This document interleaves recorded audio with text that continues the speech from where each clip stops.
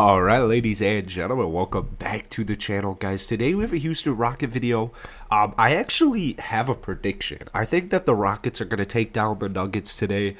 I'm going to purposely upload this video once that game is gonna happen, so you guys can hold me to it. For some reason it's at 4 o'clock, but I wanted to talk about the Rockets as a whole. But before we get into this video, actually, friendly reminder, I'm moving all my Rockets content to my Houston Rocket Daily channel. The link is down in the description. The channel name is literally Houston Rockets Daily. I'm still going to post Rockets on this channel, just not 3 times a day like I will be doing on that channel like the old days. I have a lot of people complaining like, oh, you changed, no more Rocket videos. It's like, dude, I post Rocket videos every single day. I don't know what you're talking about. So let's talk Rockets. I do apologize. I'm still sick as hell, dude. This is the 5th day, and I still can't talk for more than a minute without having to freaking blow my nose. The Rockets lost to the Suns. They lost 2 straight to the Lakers. They probably should have won one of those. They're right there. They're so close. And I promise you that the end of the season is going to be so much more enjoyable than right now. I'm finally starting to see some improvement on a night-to-night basis. We haven't seen, improvement on a night-to-night basis as a unit in a very, very long time. I'm not even talking about this year. This is something that is dating back to all the way to last year. Particularly, the reason the second half is going to be so great is because it's not even the second half. It's any of these games past, the first 10. The Rockets are clearly trying to find their mojo right now. This is going to happen when you assemble a roster of a bunch of random new guys. Or not random new guys, but guys who have never played together. I'm looking at Elfrid Sengun, who's been filling in quite well for Daniel Theis, who's been injured. The other night against Phoenix, he went for 10 points, 4 rebounds, and 5 assists on 4 of 10 shooting, 1 of 2 from downtown, threw in a steal. Elfrid Sengun should be picking up some starts here in the next couple of months. And 100% the second half of the season. But Elfrid Sengun, it's not even just that he's ready to play. I mean, he's a good defender. He's a phenomenal passer. He is so underrated in his own regard that so much of the NBA doesn't what I've noticed is a lot of the NBA knows of Elfrid Sengun. They don't really know how to say his name. They don't really know who he is. They just know that, oh, is that the guy who, the Rockets traded up for in the draft? Oh, yeah. He was, a top 5 projected center. So, Elfrid Sengun is one of the huge reasons why I cannot wait for these young guys to start getting more run. Another guy I'm really excited about is Kevin Porter Jr. I feel like he's starting to hit his stride the other day against Phoenix. Now, he isn't shooting the ball from downtown. He's not really shooting the ball too well right now. He's kind of in a little bit of a cold slump, but he only had 2 turnovers against the Phoenix Suns. We'll keep an eye out on the turnover mark tonight against Denver.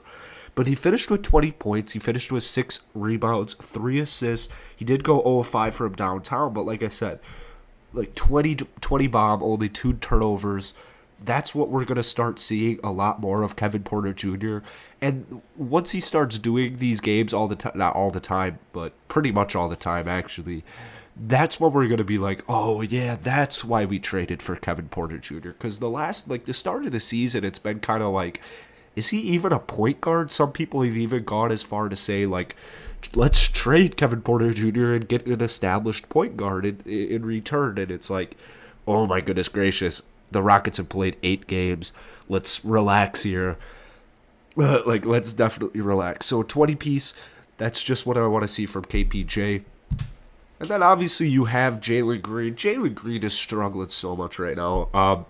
He still found a way to score 16 points against Phoenix while only making 3 of 14 shots.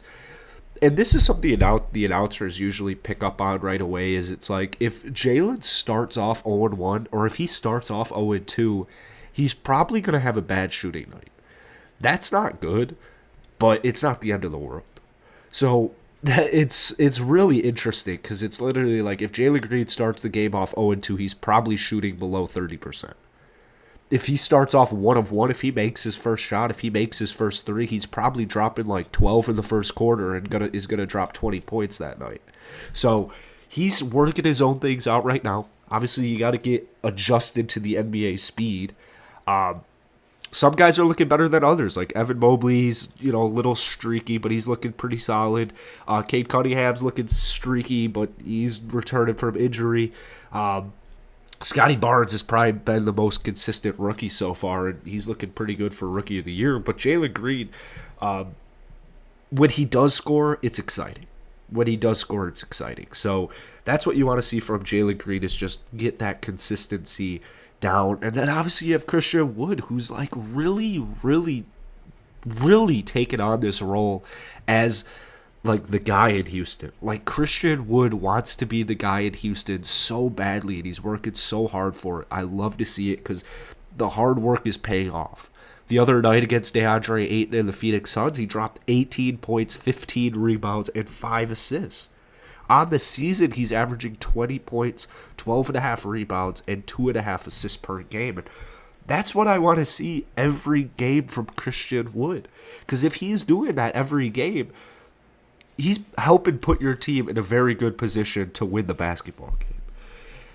Something you kind of see from Houston is struggling on offense. I mean, the other night against Phoenix, they scored like 60 in the first half, and then they couldn't really get scored too much there at the end of the game. But they'll start to go on these runs in the next couple of games. I guarantee you that's going to win the basketball games. The defense and the offense are going to come together very, very shortly.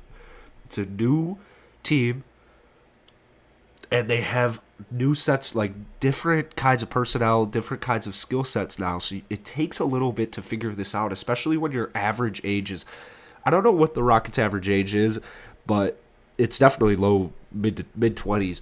They have like over 65% of their roster being kids under 23 or younger, and it's like unbelievable. Maybe it wasn't 65, maybe it was like 55, and maybe it was starters. I don't really know what the stat was, but the stat was that the Rockets are extremely young. And when you're extremely young, 8 games into the season with a new roster, it's probably not going to be the most pretty thing, and that's what you're seeing right now. I do want to see more run from KJ Martin Jr. Jayshawn Tate's looking much better. Ever since I ragged on him a couple of weeks ago or a couple of games ago, he has really stepped up. 14 points, 5 rebounds, 4 assists for him the other night. He's starting to take more threes. That's what I wanted to see from Jayshawn this season, is I wanted him to be more aggressive, take more threes, and that's what he's doing. And in the last couple of games, it's been working. The threes have been falling. And then this last one's a little bit more personal, because I don't know if it probably isn't in the Rockets' best interest to play Usman Garuba and Josh Christopher, but those are two guys I want to see play like really soon. We haven't seen them in a very long time. They're barely played if they do. I mean, Usman's averaging like 1, and 2 this season. Josh Christopher's averaging, I don't even know if he has enough stats to have an average. It's like they're barely playing. And it makes sense because it's like a 19-year-old Josh Christopher, and it makes sense for Usman too, because he's also a 19-year-old. Yeah, he played overseas in Spain, he played in the Olympics, but Steven Silas sees something in these guys, and he's like, they're not ready, or maybe they're just too far back in the rotation. If that's the case, throw them in the G League and let them cook there. But that's it for today, guys. Hit that like button, hit that sub button. Like I said, sub to that Rockets Daily channel where I'm going to post all my Rockets content, except for like probably once every couple of days, like I will be continued to do here on the main channel. So that's it for me. See you guys later. Peace.